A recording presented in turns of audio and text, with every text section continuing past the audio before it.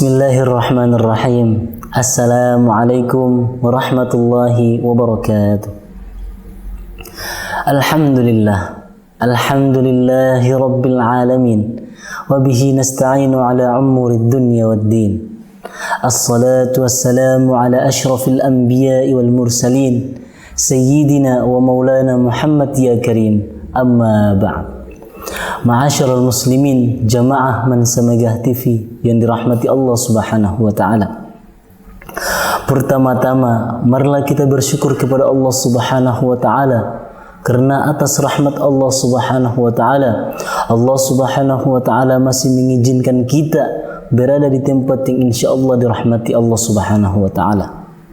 Kemudian tak lupa pula kita berselawat kepada Nabi sallallahu alaihi wasallam, para sahabatnya, para istri-istrinya, karena sesungguhnya atas perjuangan Nabi sallallahu alaihi wasallam dan para sahabat, para tabi'in, sehingga sampai sekarang kita masih merasakan nikmatnya iman, nikmatnya Islam.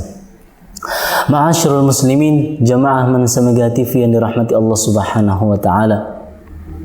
Sekarang kita berada pada bulan Ramadan, yang dimana pada bulan Ramadan itu Allah Subhanahu wa taala melipat gandakan setiap perbuatan-perbuatan saleh, setiap amal-amal kebaikan yang dilakukan oleh hambanya, Allah Subhanahu wa taala melipat gandakan. Maka dari itu, pada kesempatan yang berbahagia ini, saya ingin membahas tentang makna salat, perkara salat. Dalam hadis Nabi sallallahu alaihi wasallam, Nabi sallallahu alaihi wasallam dalam riwayatnya mengatakan, "Bunyal Islamu ala khams." Agama Islam itu didirikan atas 5 perkara. Yang pertama, syahadatu alla ilaha illallah, bersaksi bahwa Allah Subhanahu wa taala adalah Tuhan yang Maha Kuasa, bersaksi bahwa Allah Subhanahu wa taala adalah zat yang Maha menciptakan daripada hamba-hambanya. Kemudian bersaksi kepada Allah Subhanahu wa taala bahwasanya Allah Subhanahu wa taala yang mengutus Nabi Muhammad sallallahu alaihi wasallam sebagai utusannya. Kemudian yang kedua, wa iqamis shalah, melaksanakan salat, wa itaiz zakah, wal hajj, wa shaumi ramadan. Dalam hadis ini Nabi sallallahu alaihi wasallam mengatakan kepada kita bahwasanya betapa penting rukun Islam yang dikerjakan oleh manusia. Maka Nabi sallallahu alaihi wasallam dalam riwayat lain, Nabi sallallahu alaihi wasallam mengatakan bahwasanya karena Islam didirikan atas 5 perkara, maka ada 1 perkara yang menjadi tiang kokoh daripada Islam itu. Nabi sallallahu alaihi wasallam mengatakan bahwa salat merupakan tiang daripada agama. As-salatu imaduddin. Salat adalah tiang daripada agama.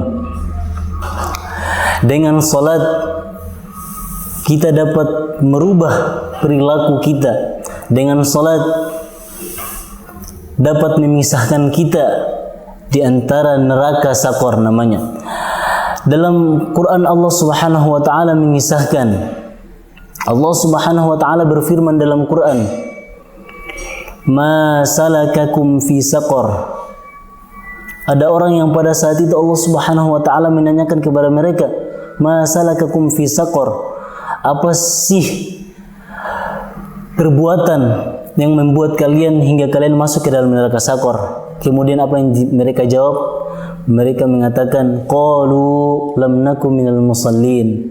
Sesungguhnya pada saat kita hidup di dunia, kita tidak pernah melaksanakan salat kepada Allah Subhanahu wa taala. Jamaah yang dirahmati Allah Subhanahu wa taala, betapa pentingnya salat ini. Yang dimana dengan salat Allah Subhanahu wa taala bisa merubah segalanya. Dengan salat Allah Subhanahu wa taala bisa memberikan segalanya kepada hambanya. Bahkan urusan dunia, bahkan urusan alam semesta pun jika diminta dalam keadaan salat, Allah Subhanahu wa taala memberikan. Seperti salat untuk meminta hujan. Urusan-urusan alam semesta saja bisa diselesaikan melalui perantara salat. Bagaimana dengan kehidupan kita? Jamaah yang dirahmati Allah Subhanahu wa taala, ada satu kisah yang dimana Allah Subhanahu wa Ta'ala firmankan dalam Quran. Kisahnya Nabi Zakaria alaihissalatu wassalam. Pada saat itu Nabi Zakaria alaihissalatu wassalam divonis oleh dokter bahwasanya istri daripada Nabi Zakaria alaihissalatu wassalam tidak bisa melahirkan. Kemudian dengan 1000 cara Nabi Zakaria alaihissalatu wassalam mencari tapi tidak ketemu. Kemudian pada saat itu Nabi Zakaria alaihissalatu wassalam meminta kepada Allah. Pada saat itu Nabi Zakaria pergi ke mihrabnya untuk meminta kepada Allah. Dalam Quran Allah Subhanahu wa Ta'ala berfirman, "Fataqabbalaha rabbuha biqabulin hasanin wa anbataha nabatan hasanan wa kaffalaha Zakaria." Pada saat itu Nabi Zakaria alaihissalatu wassalam meminta kepada Allah Subhanahu wa Ta'ala agar Allah Subhanahu wa Ta'ala memberikan daripada Nabi Zakaria seorang putra. Kemudian dengan wasilah salat itulah Nabi Zakaria alaihissalatu wassalam diberikan seorang putra yang langsung namanya diberikan oleh Allah Subhanahu wa Ta'ala dalam Quran, yaitu Yahya. Ini menjadi pelajaran bagi kita hadirin sekalian, bahwasanya jika keputusan daripada manusia yang diucapkan oleh manusia bahwasanya ini tidak bisa, ini tidak bisa, semuanya tidak bisa, maka langkah yang paling awal yang kita harus ambil adalah meminta kepada Allah Subhanahu wa Ta'ala. Ada banyak cara untuk meminta kepada Allah Subhanahu wa Ta'ala, tetapi satu cara untuk meminta kepada Allah Subhanahu wa Ta'ala dalam salat itu lebih dikabulkan oleh Allah Subhanahu wa Ta'ala, karena salat ini merupakan salah satu penghambaan yang paling tinggi kepada Rabb-Nya. Allah Subhanahu wa Ta'ala berfirman dalam Quran, "Wasta'inu bis-sabri was-salah." Mintalah pertolongan kepada Allah dengan sabar dan salat. Jemaah yang dirahmati Allah Subhanahu wa Ta'ala, dalam ayat ini seakan-akan Allah Subhanahu wa Ta'ala ingin menanyakan keberadaan, menanyakan hal-hal atau masalah yang dilalui oleh manusia, yang dilalui oleh hamba Allah. Di situ Allah Subhanahu wa Ta'ala mengatakan, "Wasta'inu bis-sabr." Mintalah kepadaku dengan sabar. Sabar maknanya dalam masalah yang kita hadapi, kita sabar menjalaninya.